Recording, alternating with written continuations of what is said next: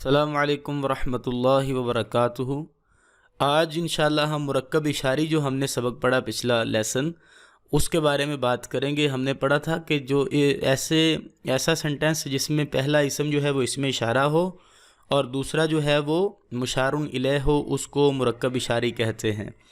مرکب اشاری کسے کہتے ہیں؟ ایسے دو اسم جن میں سے ایک اسم اشارہ ہو اور دوسرا مشار الیہ ہو، جیسے ذالکم حکم اللہ، اس میں اسم اشارہ کون سا ہے؟ ذالکم، اور حکم اللہ مشار الیہ ہے، یعنی جس کی طرف اشارہ کیا گیا ہے۔ ھذا حلال، اس میں ھذا اسم اشارہ، حلال مشار الیہ، وھذا حرام اسم اشارہ اور حرام مشار الیہ ہے۔ خالی جگہ میں مناسب اسم اشارہ لگائیں۔ یہ خالی جگہ آپ کے سامنے ہے، الجدار، الکلب، المسلمون، السیارۃ، اس میں جمع بھی ہے اور واحد بھی ہے اور اس میں فیمیل بھی ہے۔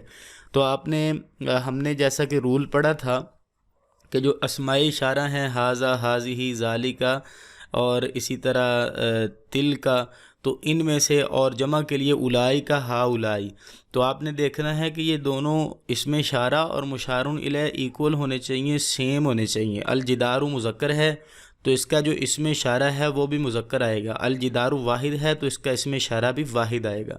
تو یہاں پر کیا آئے گا؟ ھذا آئے گا یا پھر ذالک آئے گا۔ تو یہاں پر ھذا الجدار، ذالک بھی آ سکتا ہے۔